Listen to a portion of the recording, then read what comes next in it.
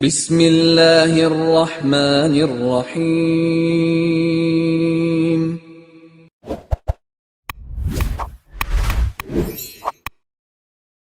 السلام علیکم ورحمۃ اللہ وبرکاتہ۔ الحمد للہ حمدا کثیرا طیبا مبارکا فیہ، والصلاة والسلام علی سید المرسلین محمد وآلہ وصحبہ اجمعین، اما بعد۔ حاضرین و ناظرین، یہ درس حدیث نمبر 443 ہے اور آج کا عنوان ہے رسول رحمت صلی اللہ علیہ وسلم کا مرغوب کھانا۔ روایت سماعت کیجیے، ترجمے کے بعد تشریح کی جائے گی۔ بسم اللہ الرحمن الرحیم۔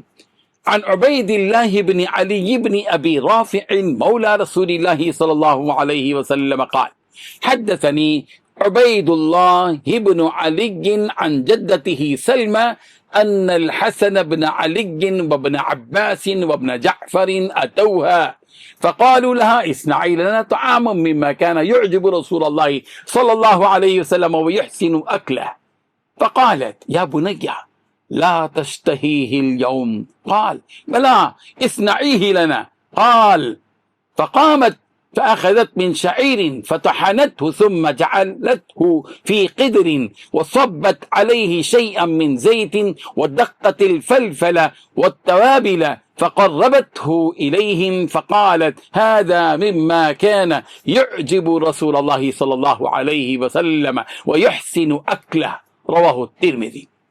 ترجمہ یوں ہے، عبید اللہ بن علی اپنی دادی سلمہ سے روایت کرتے ہیں کہ حضرت حسن بن علی، حضرت ابن عباس اور حضرت ابن جعفر رضی اللہ عنہم اجمعین ان کے پاس آئے اور کہنے لگے ہمارے لیے وہ کھانا تیار کیجیے جو رسول اللہ صلی اللہ علیہ وسلم کو پسند تھا اور آپ صلی اللہ علیہ وسلم اسے اچھی طرح تناول فرماتے تھے۔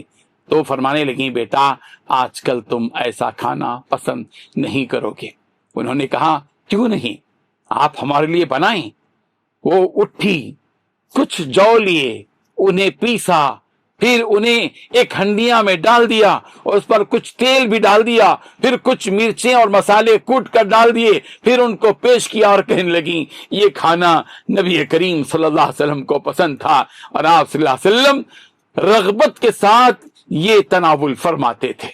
بزرگان محترم، بڑی آسانی سے ہم اس حدیث کو سن رہے ہیں، لیکن پیغمبر کی شان دیکھیے، نبی ہیں، نبیوں کے سردار ہیں، اللہ کے حبیب ہیں، اللہ کے خلیل ہیں، کائنات میں سب سے بڑا اونچا مقام اللہ کے بعد اس نبی کا ہے، مگر اس نبی کی جو پسندیدہ غذا تھی اس میں سادگی کی انتہا دیکھیے اور غذائیت کو دیکھیے، جو تیل اور معمولی مسالے پر مشتمل ہے اور جو ڈال کر اس کو تھوڑا سا پکا لیا گیا ہے، کوئی تکلف نہیں، کوئی اسراف نہیں، تکلف اور اسراف سے بالکل پاک، فضول خرچی سے بالکل پاک، فطری اور سادہ اور فائدہ مند غذا پیغمبر اس کے کھانے کو ترجیح بھی دے رہے ہیں اور اس کو پسند بھی فرماتے ہیں۔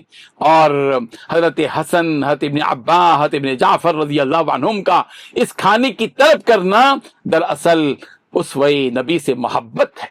ہمیں کھانوں سے تو محبت ہے مگر نبی کے اسوے سے محبت نہیں ہے۔ ہمیں مزیدار کھانوں سے محبت ہے، نبی کی اتباع کی روش ہمیں پسند نہیں ہے۔ اللہ تبارک و تعالی ہمیں معاف فرما دے، ہمیں سادگی والی زندگی نصیب فرمائے، ہمیں پیغمبر کی اتباع کھانے اور پینے کی اشیاء میں بھی، ان کے استعمال کرنے میں بھی پیغمبر کی اتباع کرنے کی توفیق عطا فرمائے۔ آمین۔ وآخر دعوانا ان الحمد للہ رب العالمین۔